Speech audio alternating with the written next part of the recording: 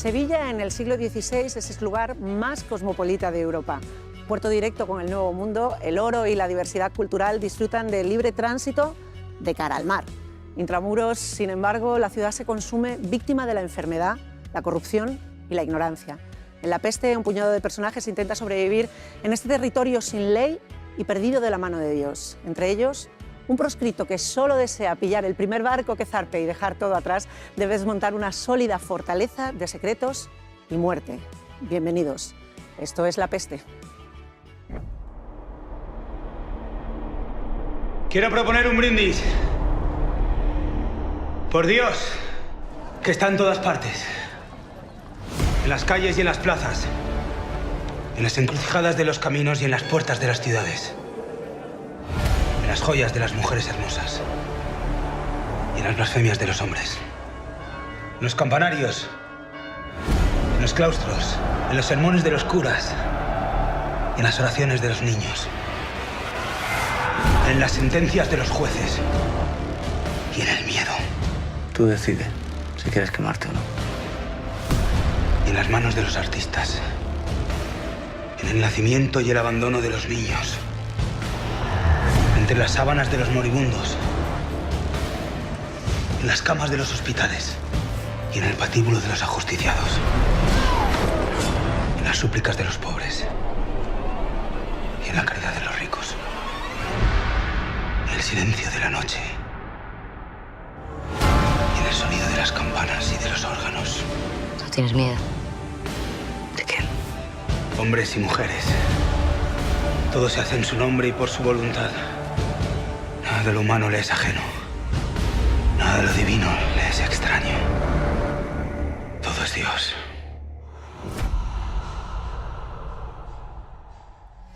El medievo se pudre en las angostas calles de Sevilla y un humanista rechazado por la sociedad trata de arrojar luz sobre una serie de asesinatos a prepostes locales. La peste es un mosaico de historias y personajes que hoy nos van a desgranar nuestros invitados. Bienvenidos todos. Gracias. Alberto Rodríguez, co-creador y director de La peste. Rafa Cobos, co-creador y guionista de La peste. Pablo Molinero es Mateo, que es el hereje renacentista. Sí. Y Patricia López Arnaiz es Teresa, la pintora, que tiene que firmar con nombre de varón para poder ver sus obras por todo el mundo. 18 semanas de rodaje, 130 escenarios en 20 localizaciones distintas, más de 2.000 extras, más de 200 niños, con la dificultad que eso entraña, que no es poca. ¿Esto solamente podía contarse, La peste solo podía contarse como una superproducción? ¿No se voy a hacer más pequeñito? Yo me temo que sí, yo que como vivo como tengo como dos profesiones dentro, primero siempre está el guionista. Entonces en la fase de guión, mientras Fari preparaba, estábamos escribiendo ahí con la confianza de que todo se podía hacer, todo se podía hacer, todo se podía hacer, hasta que viene el segundo profesional, que es el director, y dice, pero qué barbaridad es esta, ¿cómo vamos a poner esto en pie, ¿no? Y la única forma de hacerlo era esa. Y aún así creo que, no sé, se habla mucho del presupuesto que ha tenido. Y yo creo que hemos tenido el dinero que hacía falta y que se ve en la pantalla, que se disfruta. O sea que lo que pretendíamos desde el primer momento es que fuera una recreación real o por lo menos verosímil de la Sevilla del 16. Rafa, los personajes son muy complicados, la trama, son muchos además, la trama también es muy enrevesada, pero ¿cuál es el germen de La peste? ¿Cuál es la chispa que sirve como detonante de esta historia tan compleja y tan heterogénea en ese sentido? Bueno, la primera chispa es la ciudad, es decir, Sevilla. Somos sevillanos y creíamos que era importante hablar de lo que significó Sevilla en el siglo XVI, y no solo en el siglo XVI, sino en definitiva, como decías tú, en el comercio de Occidente con el Nuevo Mundo, ¿no? Es decir, una ciudad muy abierta, muy cosmopolita, la Nueva York del momento, y donde convivían tanto los ricos y los oropeles con la cara B, digamos, de la ciudad, que eran esos arrabales siniestros y oscuros y esas clases populares casi desarrapadas y excluidas del sostenimiento, digamos, de la ciudad, ¿no? Nosotros hablábamos muchas veces después de las sesiones en las que escribíamos, etcétera, salíamos a la calle y decíamos, ¿cómo sería esta ciudad en el siglo XVI? Y yo creo que lo más bonito ha sido eso, o sea, acercarnos sin demasiados prejuicios a a recrear esa ciudad como era, que era muy distinto de lo que nuestros prejuicios decían en un principio. Claro, y lo complejo también en ese sentido era intentar ponerse en el pellejo de un tipo del siglo XVI, intentar pensar con esa moral o con esa forma de entender el mundo de un tipo de esa época, ¿no? Yo creo que eso ha sido de las cosas más difíciles. En ese sentido, en el de los personajes, la gente que vivía esa época, Mateo es un hombre que ha sido castigado por apostar por el progreso. En ese sentido, ¿tú lo ves más como un renegado o como un idealista? ¿Qué crees que pesa más en este personaje? Bueno, es alguien que no encuentra su lugar en la vida. Ninguno de estos dos que tú dices lo encuentra. Simplemente es más bien un humanista, alguien un poco adelantado a su tiempo, que le ha tocado vivir como decía Fale, en un momento también muy duro y con una moral religiosa y un poco a la defensiva, ¿no? Entonces, ideas más liberales, de mentes un poco más abiertas, estaban mal vistas, ¿no? Y entonces, bueno, es alguien que no encuentra su lugar y no acaba de encontrarlo en ningún momento. En el siglo XVI la mujer es un bien patrimonial más, incluso las ricas también lo son.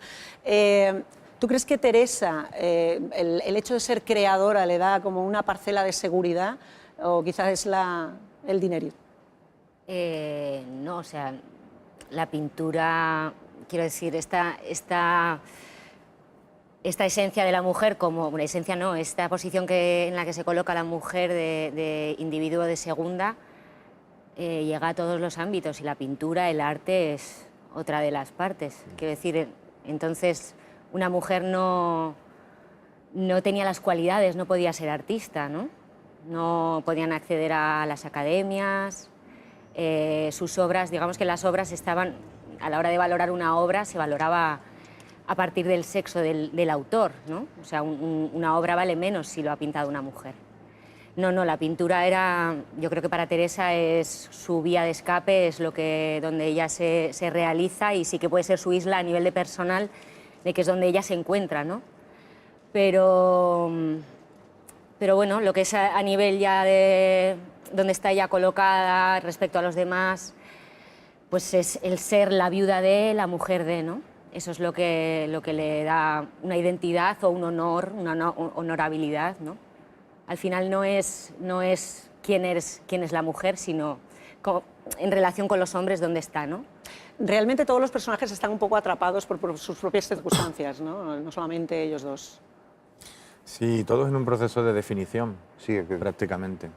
Con una identidad completamente dispersa. Es decir, tanto Mateo, como decía, es un personaje que tiene el desamparo de estar dudando desde el momento en el que se plantea la existencia o no la existencia de ese ser magnánimo, como es Dios, y ella, que no tiene una identidad clara y que tiene que firmar los cuadros con los que pretende ganarse la vida con el nombre de su padre, que es el hombre que verdaderamente imponía la marca, ¿no? La impronta de ese taller, ¿no? Y Valerio, que no deja de ser un niño de la calle que no tiene familia y... Totalmente desubicado, incluso...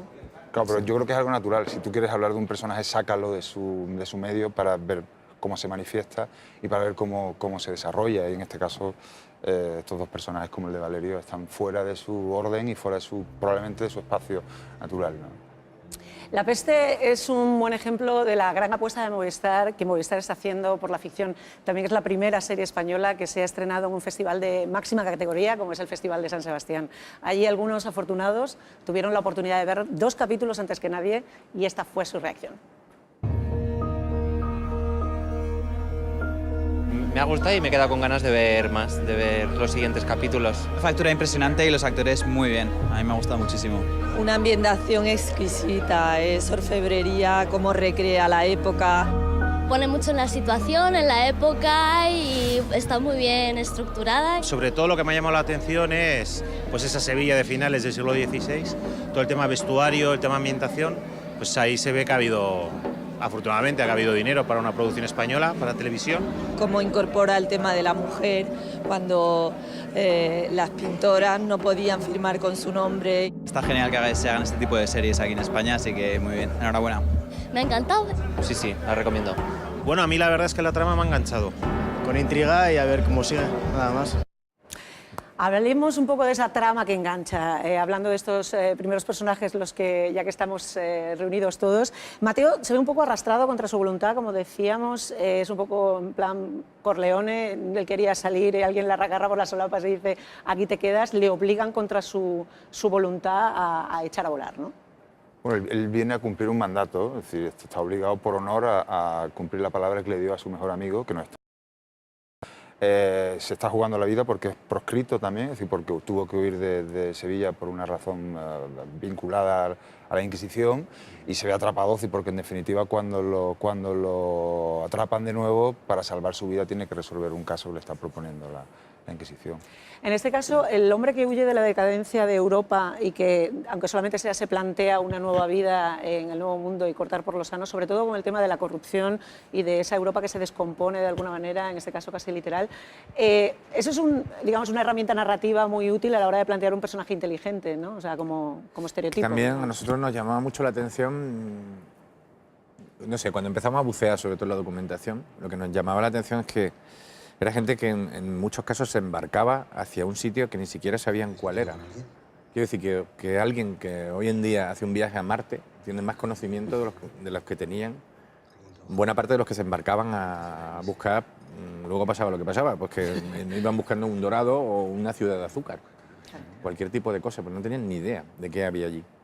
Y eso nos pareció una cosa maravillosa. Y para Mateo, en cierto modo, creo que era, y para casi todos los personajes, en cierto modo creo que era muy lógico un nuevo mundo en el que empezar de cero, en el que poder escribir tu biografía otra vez, partiendo de cero. Por ahí también era muy atractiva la ciudad. Pesaba más el romper con lo que había aquí que realmente lo que se fuera a encontrar. Él iba más a la aventura. Claro, y volvemos a lo mismo. Probablemente están buscando una nueva identidad, probablemente están buscando un espacio que es imposible evitar donde están. Valerio porque su vida no es ni mucho menos lo que esperaba. Mateo, como decimos, porque está buscando una casa que nunca llega, es decir, esa casi aventura homérica infinita que tiene, y Teresa porque, en este caso, no tiene una personalidad, no tiene una identidad clara. En un nuevo mundo que se descompone literalmente, a este apestado social, a Mateo, se le viene encima, como decíamos, esta gran responsabilidad. El cuerpo apenas tiene sangre. Lo desangraron. Por eso no había sangre cerca cuando lo encontraste. ¿Cómo? Lo empalaron con una estaca. Luego la levantaron y la clavaron en la tierra. ¿2 hombres? O uno, con la fuerza y la envergadura de 2. La estaca terminó saliendo por aquí. No perforó los órganos internos, solo los desplazó. Una estaca con la punta redonda. Querían que se desangrara vivo. Lentamente. Mateo tiene que componer este misterio con la misma precisión con la que componía aquella imprenta que le quitan en un momento determinado, con una precisión casi de, pues eso, de investigador profesional, ¿no? Sí, la verdad es que es alguien que su cabeza no para de dar vueltas y esto le lleva a cuestionarse muchas cosas, como hablábamos antes, a cuestionarse la parte más espiritual muchas veces o más metafísica, y también lo que le rodea, ¿no? Cuestionar cualquier cosa observable, ¿no? Por lo tanto tiene una capacidad de observación y de análisis pues un poco bastante afilada, ¿no?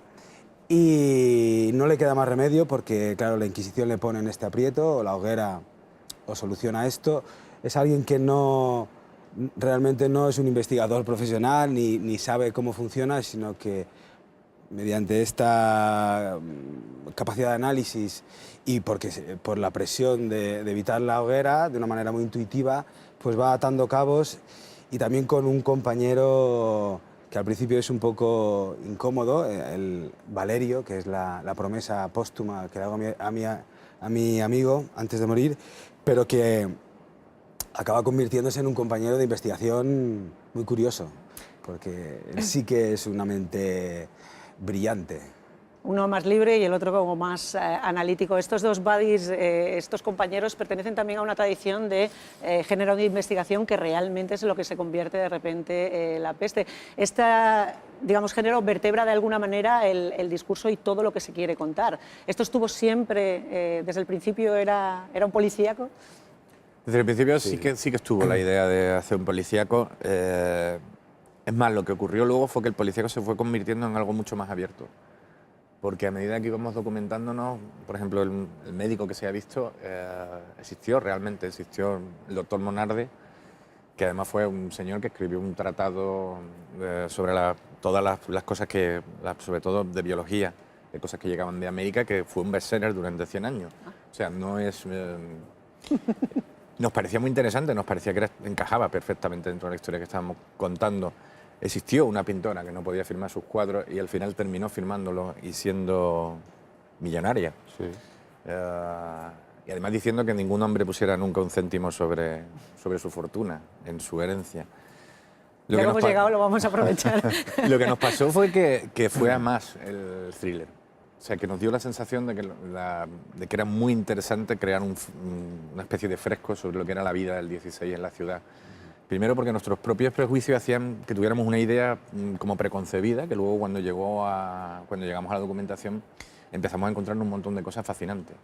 El gran misterio al final es la ciudad. Quiero decir, va a haber un montón de personajes, como decíamos antes, pero al final lo que se está desvelando es la propia corrupción y los entreverados de la ciudad, los entresijos de la ciudad, ¿no? Sí, la ciudad, como ha dicho Alberto, es uno de los protagonistas fundamentales y una de las cosas de las que habla La peste es de la corrupción y de cómo funcionaba la Sevilla de la época y probablemente cómo funcionan muchas de las ciudades del momento, ¿no? Una ciudad que está en venta permanente, por cierto. Hay una frase en un momento determinado que dice: aquí hasta morir se cuesta dinero. Si nada es gratis, el comercio es fundamental para entender cómo es la Sevilla de ese momento, ¿no? Claro, en una ciudad a la que estaba llegando un maná que le había caído un imperio, porque no hay otra forma de ver lo que suponía el descubrimiento. Pero en el fondo nada se estaba quedando ahí. O sea, quiero decir, todo era una especie de puesto de control, pero para la ciudad, ¿qué riqueza se estaba generando? Era una especie de tránsito. El dinero pasaba por aquí, lo veía, es decir, lo aprovechaban los que en su mayoría eran extranjeros y punto. En esa ciudad, Teresa tiene, pero no tiene, una gestión de su propia riqueza. En ese sentido, tampoco es libre ella para poder autorizar de alguna manera el patrimonio que le pertenece por derecho, lo cual es curiosísimo. Claro, ¿no? En la época, digamos que, bueno, en este momento además que hay este desorden, este caos, ¿no? La ciudad crece muy rápido a nivel burocrático, a nivel de gestionar todos los cambios de ideologías que llegan de toda Europa, ¿no? Es un momento de caos en el que el status quo empieza a tambalearse y se empieza a hacer también un esfuerzo por parte de las instituciones por mantener ese orden, ¿no? Y eso pasa porque la mujer esté bajo autoridad masculina, ¿no? También es un momento en el que los hombres se marchan y ellas en lo práctico empiezan a tomar parte de la vida, a tomar decisiones, entonces se ponen mucho más estrictos, ¿no? Y el caso de las viudas, por ejemplo, es uno de los casos más peligrosos, digamos, para ellos, porque, bueno, pues yo qué sé, las místicas pues las van acorralando para llevarlas a los monasterios, las prostitutas las llevan de la calle a las mancebías. Por ejemplo, a las mujeres a las que se les ayudaba, ¿no? Que estuviesen en la calle, que fuesen prostitutas, se les daba una dote para que pudiesen pagarse un matrimonio, ¿no? Todo se iba acercando para estar bajo una autoridad masculina. En el caso de las viudas, pues pues eso, esa mujer peligrosa que de repente tiene una posesión, ¿no? En el caso de Teresa, pues tiene poder, tiene dinero y bueno, pues se van a poner todos los obstáculos posibles para que ella no pueda hacer uso de ello como quiere, ¿no? Entre todos estos personajes, uno de los protagonistas también de La peste, Paco León, habría querido estar con nosotros hoy, pero está metido de lleno ya en su nueva serie, Arde Madrid, otra de las apuestas de Movistar para 2018. Pero sí estuvimos con él en el rodaje y nos contó qué supuso interpretar a Luis de Zúñiga. ¡Acción! La verdad que ha sido un trabajo interesantísimo. A mí ha sido un máster en mí mismo, porque he descubierto otra manera de hacer, otra cuerda, otro color, ¿sabes? Con el que nunca había trabajado y con el que me identifico más, porque creo que yo soy más parecido a Zúñiga que a Luisma, por ejemplo, en mi manera de actuar normal, ¿no? Que soy más serio, que soy más... Y no sé, la verdad es que ha sido muy guay. ¿Qué estás haciendo, Luis? ¿Cómo te has hecho rico en tan poco tiempo? Sevilla es la ciudad de las oportunidades. Solo hay que saber aprovecharlas.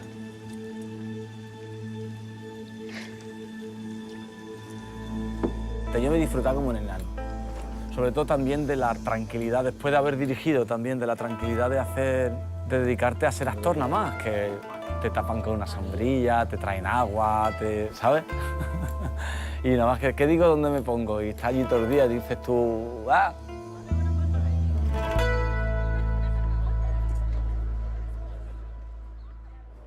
Luis de Zúñiga es un vividor, es un nuevo rico, una persona en la que se aprecia cierto color, comparado además con otros personajes. Es casi, tiene un punto friki, su loro se llama Montaigne, que es como ponerle Messi a tu perro, no sé, es una cosa... Eso es por una anécdota.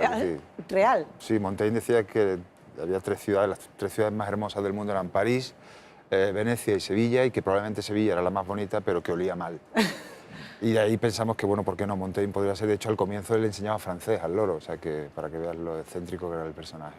Este personaje, sin duda, es un personaje que decíamos que tiene como una alegría de vivir distinta, que se aprecia del resto. Quizá es por su parte amoral, de alguna manera, en esta, digamos, opresión que puede sentir todo el mundo sobre, digamos, lo establecido, esa parte de vividor que tiene, le libera de alguna manera también de la superstición que impregna la ciudad. Yo creo que más que vividor es un desclasado con un objetivo muy claro. Sí, sí. Él tiene un punto de llegada y va a pasar por encima de lo que haga falta. Es pura ambición. Es uno de los conseguidores de la Gürtel, que es un fantástico... Desde principio a fin. Es verdad que tiene eco en ese tipo de personajes. Siempre estáis todo el rato intentando encontrar paralelismo con... el mundo no te cambia tanto. En el caso de La apuesta por Paco León, desde el principio se estableció como una, digamos, una idea audaz, porque la idea que tenemos de los papeles que él suele encarnar no son precisamente Luis de Zúñiga. ¿Cómo fue esta apuesta? Bueno, la verdad es que trabajamos desde hace ya unos cuantos años en varias películas con las mismas directoras de casting, con Eva Leira y Yolanda Serrano, y suelen tener siempre propuestas muy acertadas. En este caso, desde el principio, íbamos buscando que buena parte de los rostros no fueran conocidos, y así a través de ella aparecieron Pablo y Patricia, por ejemplo, y Sergio. Y en el caso del personaje de Zúñiga vinieron con un pen de memoria y me dijeron, hemos hecho una prueba a alguien que más bien sí que es conocido, pero como ya nos conocemos desde hace muchos años, pues venga, vamos a verla. Y era Paco, estaba estupendo en la prueba. Yo nunca he tenido prejuicios con eso, la verdad. He trabajado por ejemplo, con Javi Gutiérrez en La Isla Mínima, en un momento en el que Javi fundamentalmente hacía comedia, y con Raúl a la vez, que también hacía comedia. Pero bueno, los dos hicieron un papel dramático estupendo. Me fío mucho de las pruebas, igual que las pruebas de ellos dos me parecieron maravillosas. Presa de su condición femenina está Teresa, una artista que trata de encontrar la belleza oculta en las vivencias más miserables.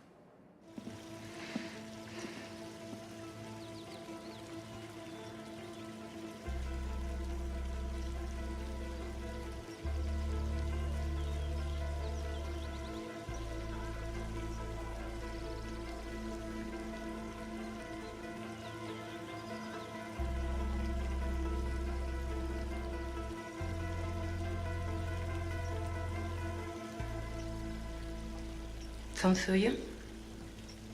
Sí, no te muevas.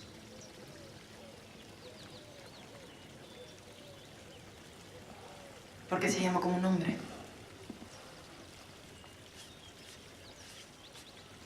¿Sabes leer?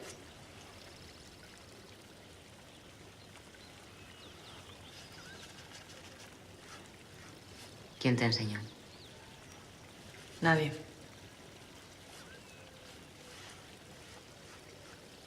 Si fuese una mujer no podría venderlo. Nadie los compraría.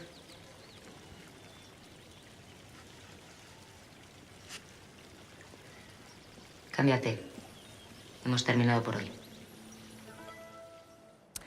Teresa, decías tú que no tenías tan claro que la viudedad le diera una parcela de independencia porque al final ella seguía estando atrapada por sus propias circunstancias. ¿Saber leer, en este caso, podría ser una libertad comparada probablemente con otras mujeres de la época? Claro, desde luego. O sea, que una persona tenga un criterio, que tenga no sé, una vivencia, una independencia que puede ser interna a nivel, quiero decir que socialmente estaba muy complicado para ellas, pero tener acceso a la cultura creo que es una puerta, por lo menos para poder ser crítico, ¿no?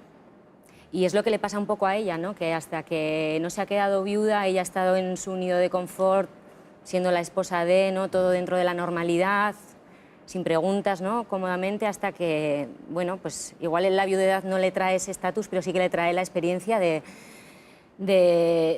decir quién soy, qué está pasando y qué nos pasa a las mujeres, ¿no? Es un personaje, casi todos son bastante taciturnos, es gente que, claro, tampoco estaba como para muchas fiestas el tema, pero Teresa es particularmente seria, es una persona con mucha presencia de ánimo, además que está seria todo el rato. Eso supongo que requiere una gran variedad de matices interpretativos para que la cosa no quede monocorde, claro. Pues para mí ha sido una experiencia maravillosa a nivel de experimentar yo lo que es el manifestarme así. Quiero decir que al final, bueno, toda la dirección de Alberto ha ido por ahí, ¿no? Pero el trabajo interno estaba igual. Quiero decir, a mí me seguía pasando todo, o sea, yo seguía sintiendo las mismas injusticias, pero la medida, ¿no? El lugar, esa cosa de, ¿no? De estar controlada, comedida, muy directa, ¿no? Decir, ostras, me daba mucho placer. Los matices estaban porque realmente creo que el guión está súper bien escrito, el personaje es maravilloso y lo que le pasa, y entonces la vivencia interna ha sido muy, muy fácil, ¿no? La he vivido, o sea, no ha habido que hacer un trabajo ahí de búsquedas, o sea, está tan bien escrito que te pasa, entonces realmente los matices están dentro, y luego el darle esa forma me parece muy interesante a nivel como actriz, ¿no? Y como persona también, ¿no? De decir, bueno, en mi vida voy a probar qué pasa si empiezo a decir las cosas desde ahí, porque me han sentado muy bien las frases de Teresa, las hubiera repetido 8 millones de veces, no me aburría, me daban gusto. Está muy bien escrito. Yo de todas formas diría que es un personaje con muchísimo sentido del humor y con una ironía muy fina. La calidad de inteligencia también. Yo no creo que sea un personaje taciturno, es un personaje con una máscara muy pétrea, pero cargada de sorna y yo creo que seriota. De sarcasmo. ¿sabes? Sí, sí. Hay una cosa que sí que hay que agradecer de verdad sobre todas, es que no hayáis otorgado esa simpatía o esa bondad que se suele atribuir a las mujeres de alguna manera como alivio cómico. Yo lo veo como digamos, un añadido a esta historia, el que las mujeres manifiesten esa fortaleza, no a partir de la bondad, que normalmente no son particularmente buenos nadie, y las mujeres tampoco deben serlo, porque, como decíamos antes, el mundo no estaba para muchas fiestas. Esto supongo que es algo buscado, claro. Sí. Bueno, en realidad el mundo sí que estaba para fiestas, me refiero a que... Sevilla, al fin y al cabo. No, a que el imperio prácticamente en ese momento estaba en su punto más álgido. Estábamos solo hay unos cuantos que están diciendo, espérate, esto ya no puede seguir creciendo. Lo que viene ahora seguro que es una caída. Entonces por ahí sí que estaba en pletórico. Lo que pasa es que nuestros personajes, dentro de ese mundo en el que todo funciona tan bien, a ellos no les va bien y están completamente desubicados y buscando un sitio. Y en este sentido lo que nos parecía más lógico era que el espectador terminara sintiéndolos como son, o sea, humanos, ni buenos ni malos, todos tienen sus contradicciones, tienen su parte oscura y su parte de luz.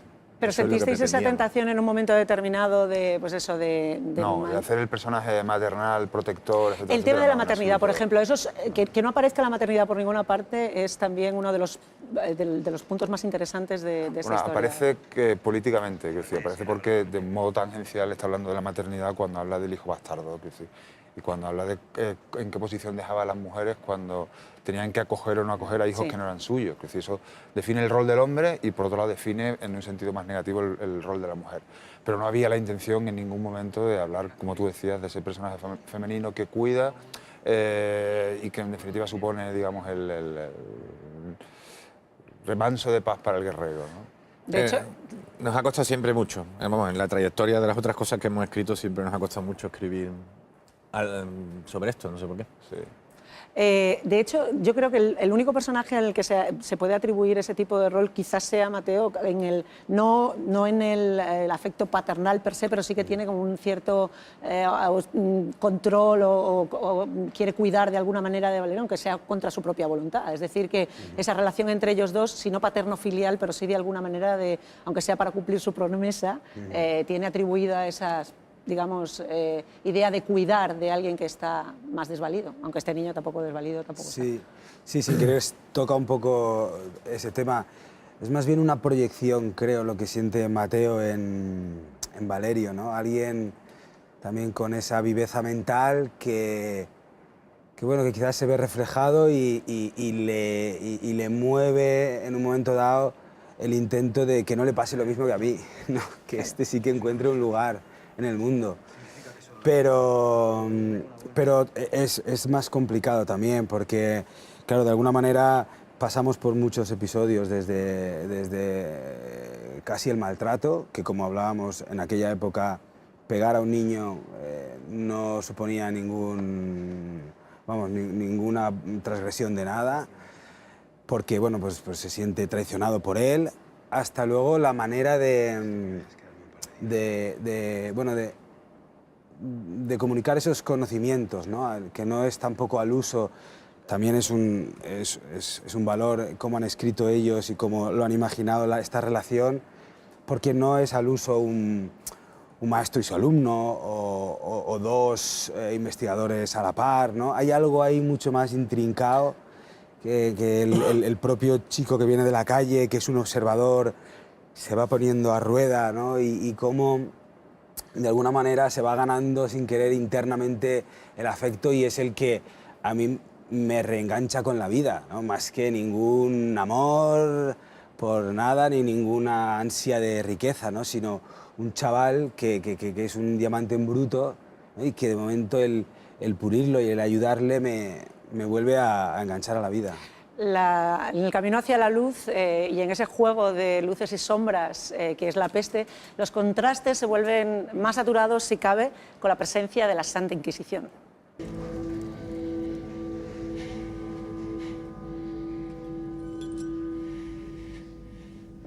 ¿Tiene algo que decir? ¿Alguna objeción, digo? Sé que conoce bien a Apuleyo.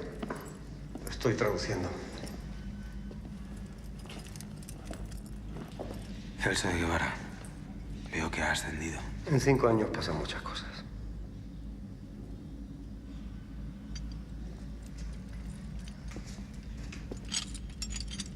Uno a uno, todos los hombres somos mortales. Juntos somos eternos.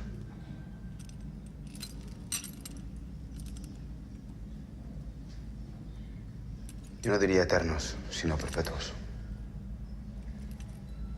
Se refiere al conjunto de la especie. El hombre es mortal, la especie humana eterna. Pero no en un sentido religioso, sino biológico. Ya. Aristóteles.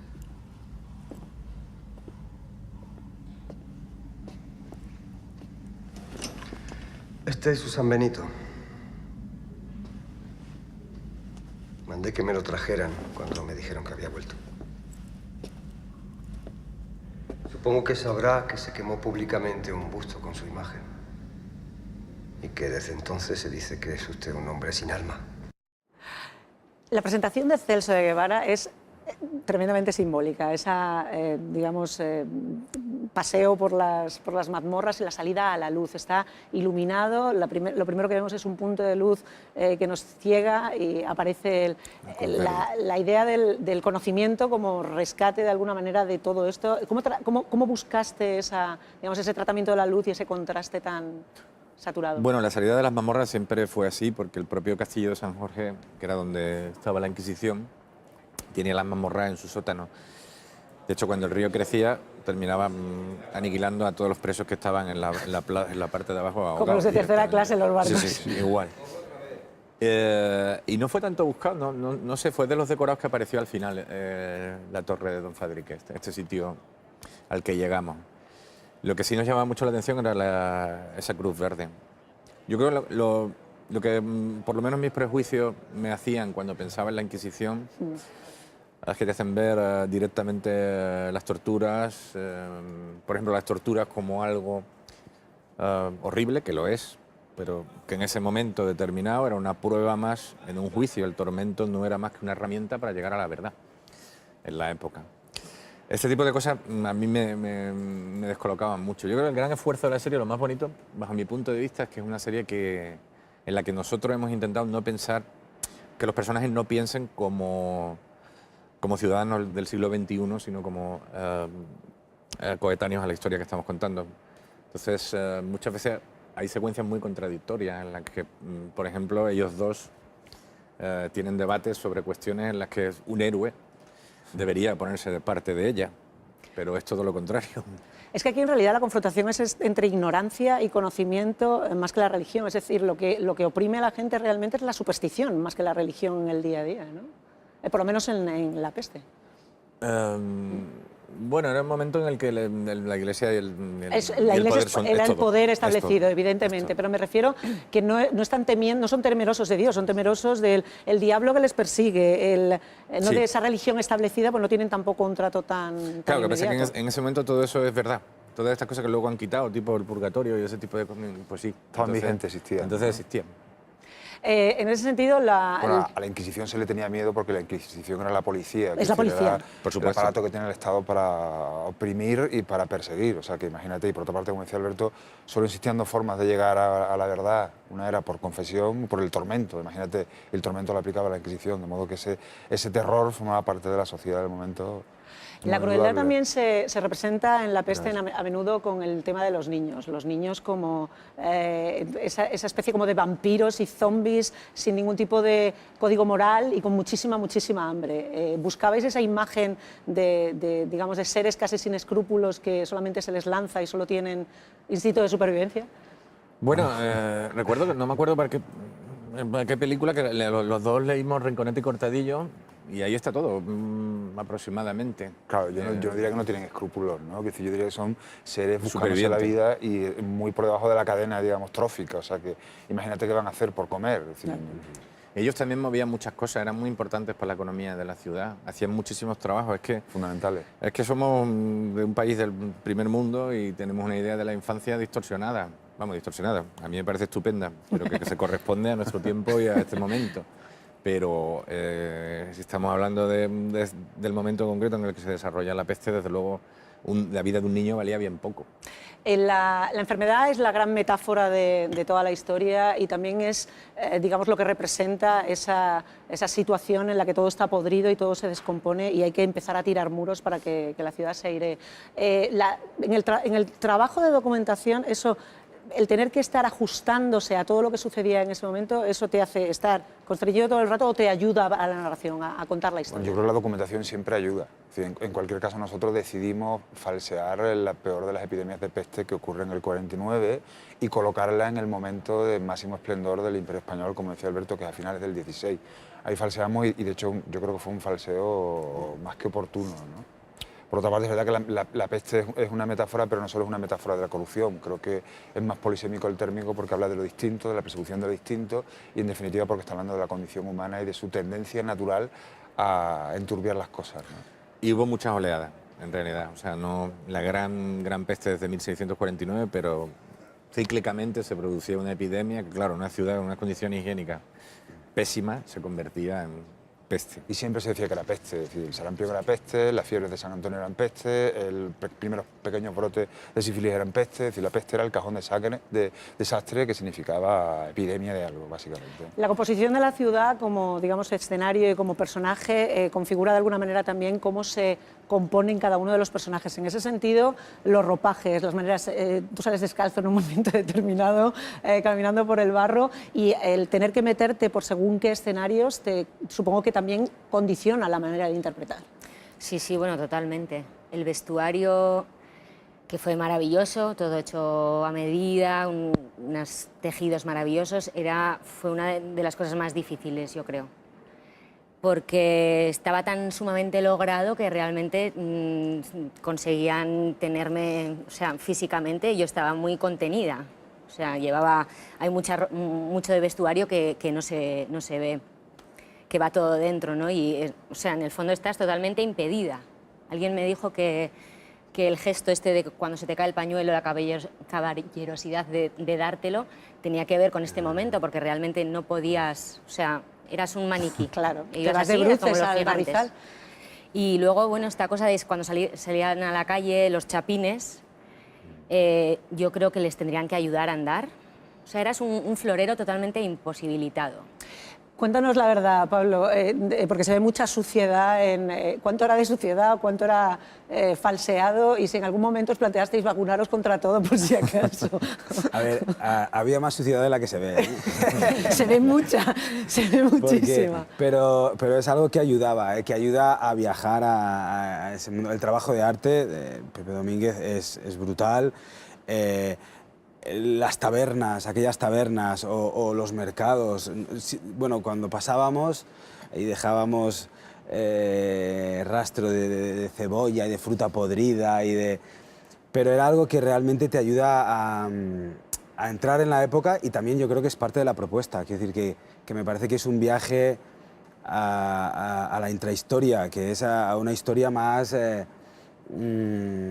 cotidiana, más anecdótica. No es la historia vista por los reyes o por los condes del momento, cómo vivieron aquel momento, sino, bueno, somos gente de la calle, ¿no? Y entonces, en la calle en aquel momento había aquella sociedad.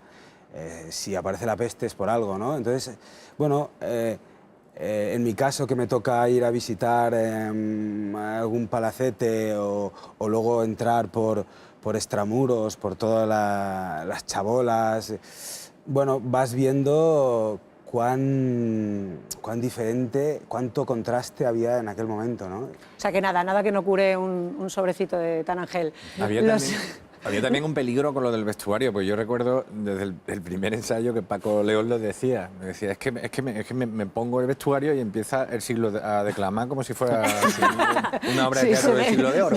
Claro, es imposible. Me inspira, ¿no? Esto me inspira de alguna manera. ¿O te acuerdas en las pruebas de vestuario que tú decías, todos ponéis el piececito delante cuando se hacen la foto del vestuario? ¿Por qué ponéis? Sí, yo quiero decir que esta vez ha sido la vez que más consciente he sido de cómo el personaje se crea en conjunto. Más consciente de ir viendo también, pues porque hubo mucha preparación de vestuario, pelo, maquillaje, los ensayos, ¿no? Y ir viendo cómo cada uno, partiendo del guión, cada uno había tenido su manera de ver al personaje, cómo esas maneras no es que se sumen, sino que se empiezan a contagiar, y vas viendo cómo se va construyendo, ¿no? Hasta el momento en el que llegas al set y si se ve así, o sea, es que en directo, o sea, estando allí era igual, o sea, realmente te sentías que estabas ahí, era tan real, olía y todo, entonces, o sea, es como en conjunto, ¿no? Vamos a trasladarnos a esos sets, porque los escenarios retratan con gran elocuencia el mundo en el que se vive: cocer la ropa, secar el pescado, cazar ratas. Viendo La peste, uno tiene la sensación a veces de estar viviendo más que viendo la serie, viviendo una experiencia de realidad virtual.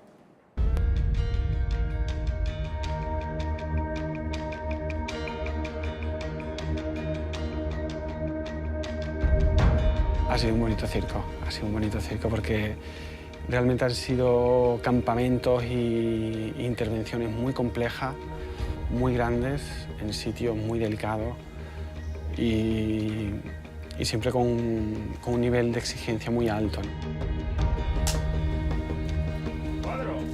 ¡Y acción!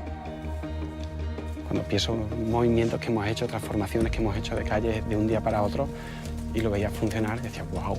No es contar la época con piezas concretas, ¿no? Sino con sensaciones, ¿no? Y yo creo que eso, la mezcla del vestuario, el maquillaje, con la luz y el arte, pues lo que hacen que le demos el apoyo a la historia, ¿no? que estamos contando. Nosotros aquí hemos intentado contar también un poco que era Sevilla, siglo XVI, agosto en Sevilla. Entonces, ¿cómo contar eso?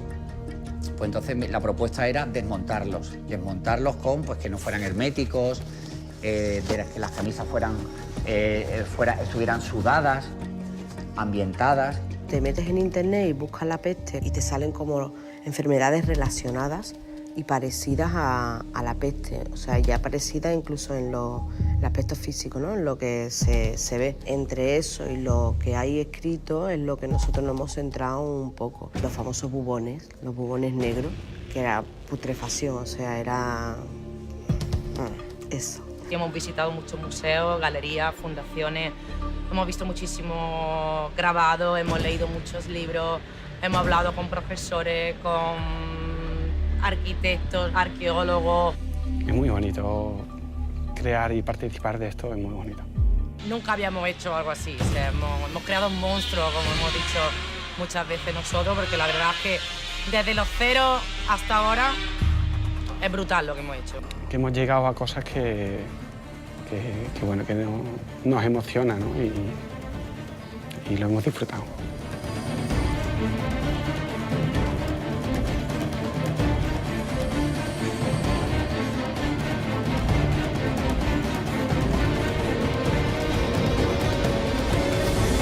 Corta. Esta Sevilla, decíamos, está compuesta a partir de retazo de muchas localizaciones. De vez en cuando sí que vemos símbolos de la ciudad. Creo que en algún momento aparecerá la Torre del Oro. Y alguna de las torres de la muralla de la época. ¿Cómo es componer este puzzle a partir de todas esas localizaciones dispersas? Fue complicadísimo, la verdad, porque, claro, el gran reto era, bueno, y ahora estos guiones que están tan bien, que tenemos escritos, ¿dónde los rodamos? Porque realmente... Ni la propia catedral, cuando fuimos a localizarla, teníamos un ángulo desde el que poder rodarla. De hecho, hubo que generarla digitalmente porque no había un sitio donde colocarse. Era todo muy complicado. Aparte, creo que una complicación que también... O sea, una cosa que hacía que todo fuera más complicado es que lo que pretendíamos era estar siempre con los personajes y podernos mover libremente por el espacio con ellos. Entonces, casi todo ha sido... Bueno, pues un trabajo combinado del Departamento de Arte, que era un auténtico ejército, y de digitales, de efectos digitales. Creo que lo bueno es que no sabes a veces dónde acaba uno y empieza el otro. Esos trajes tipo Amadeus, con el pico hacia abajo, que son como... que son los que llevaban realmente los médicos, o sea, es un hecho real para no contagiarse, ¿no? O sea, supongo que los de la época también contribuía a esa idea de que viene el diablo a darte, a buscarte. Bueno, yo médicamente no sé exactamente por qué tenía esa fisonomía la máscara. Creo que ponían una serie de hierbas que pensaban que eran... de alguna forma repelía la enfermedad, y que creo que tenían cristales también, o sea que era como una mascarilla básicamente, con ese aspecto tan siniestro y tan... Iban completamente embozados y luego llevaban un abrigo de cuero, por supuesto, ¿no? Un abrigo largo negro, y luego al enfermo se lo tocaban con un palo.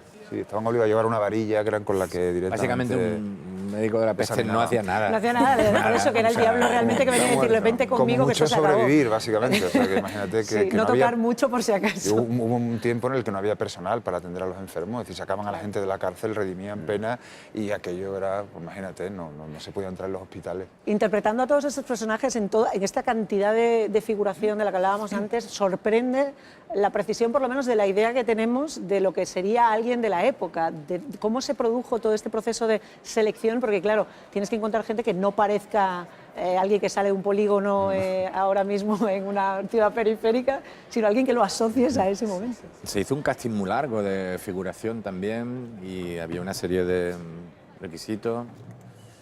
Creo que además, luego mucha gente me la ha comentado, una de las preguntas era, ¿te desnudarías? O te tienes que desnudar, tal, para... Y, en fin, se trabajó mucho, se vieron fotos y fotos y fotos. No me tocó a mí directamente este trabajo, pero teníamos un equipo muy grande de dirección que iba limitando la cosa. ¿Buscabais inspiración en pinturas, digamos, en imágenes de la época? Sí, hablábamos mucho de Caravaggio, claro, y de los personajes de Caravaggio que... Vamos, yo recuerdo también que cuando este proyecto se inició, yo hablaba mucho de Pasolini, porque tenía la sensación de que íbamos buscando como la frescura esa que tienen las películas, sobre todo de la trilogía de la vida.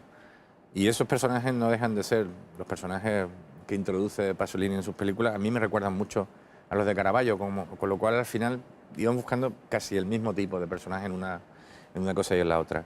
Y sí, Pepe y todo el departamento de arte, peluquería, etcétera, tenían aquello empapelado de reproducciones de cuadros de toda la oficina. de Caravaggio. Frescura también en la interpretación, como decía antes Alberto, buscaron rostros que no fueran demasiado conocidos, lo serán a partir de ahora, sin duda. ¿Cuál fue vuestro proceso de casting? ¿Cómo os presentaron a vosotros a los personajes? ¿Qué os dieron para trabajar?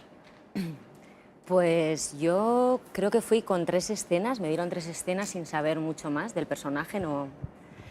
Y sí que me pasó una cosa muy particular en este momento, que es que cuando voy a hacer pruebas siempre hay como una fase de soltar, ¿no? De que sales y me han dado estas pautas, las he integrado, ojo, tenía que haber hecho esto, ¿no? Y estás ahí con el raca-raca y, bueno, pues hay un ejercicio ahí de soltar eso y olvidarte y ya está, ¿no? Muchas veces igual ni te llaman para decirte que no, yo qué sé, sin más, soltar.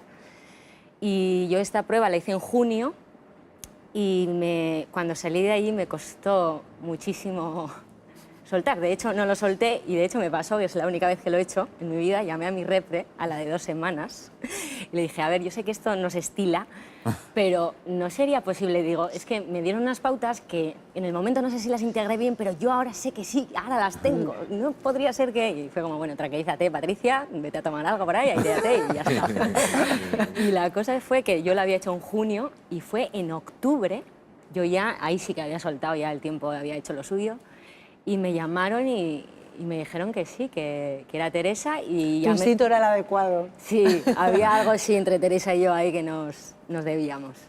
¿Y la tuya?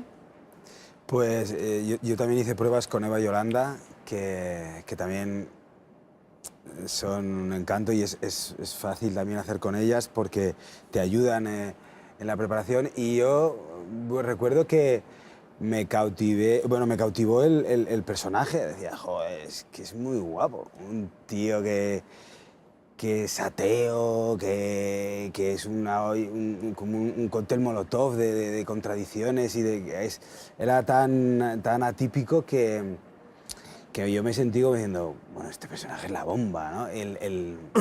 Pero hice varias pruebas con varias tomas, fue un proceso, no sé cuánto duró, un par de meses o así, pero me acuerdo también el texto de Dios está en todas partes, ¿no? Que es lo que hablábamos de la Inquisición, ¿no? Que era precioso ese texto, y yo decía, no sé, esto es muy guapo, yo no sé quién lo haga, qué afortunado.